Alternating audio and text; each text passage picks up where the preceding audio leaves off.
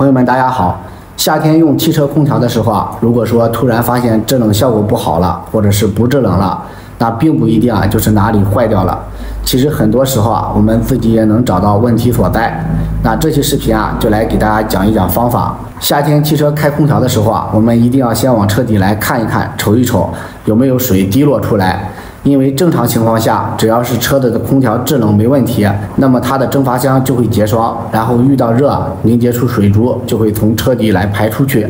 所以只要你的车底滴水了，那么就说明空调系统啊，它起码是正常工作的。如果是有滴水啊，但是车内的空调制冷效果并不理想，那我们一定不要乱修，一般也都是小问题，基本上也就是3种情况。第一种最常见就是空调滤芯堵塞了。有些朋友可能忘记更换，用的时间太长，导致这个滤芯啊太脏不透气，就会影响到制冷效果，而且出风口的出风量也会变小。所以遇到时啊，一定要先检查这个空调滤芯啊，这个小东西也不贵啊，也就几十块钱，甚至动手能力强的朋友啊，自己都能换。那么第二个是空调的内循环开关并没有用对，特别是新手车主啊，不清楚这个开关到底怎么样是打开，怎么样是关闭。其实很简单啊，只要是按下去，灯亮了以后就是内循环，灯灭了以后就是外循环。如果遇到特别热的天气啊，你还开到外循环上了，那么车外的热气啊就会进入到车内，导致空调的制冷效果不好。所以记得夏天开冷空调啊，尽量把它设置到内循环。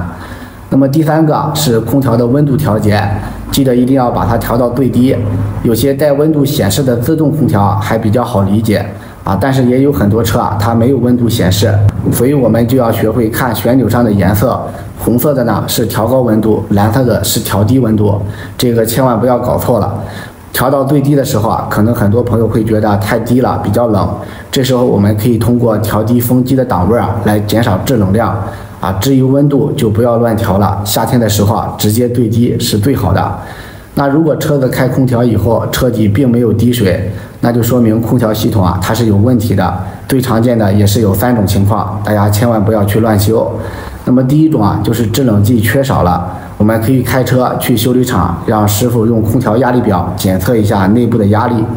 如果是压力低了，那么首先就找一找空调系统有没有泄漏的地方，有的话就需要维修一下，没有的话那就简单了，直接重新补充一瓶制冷剂就可以。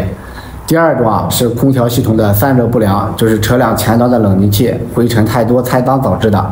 这个解决起来啊也非常简单，我们去洗车的时候用高压水枪把它清洗一下就能恢复。然后第3种啊是空调系统的一些硬件故障，比如说压缩机、控制开关啊、散热扇等等，这些就属于比较大的维修了，可能需要更换配件，费用要高一些。但是一般都是年限比较久的老车啊才会有这些问题。所以遇到的时候啊，要注意甄别，别被忽悠扩大维修了。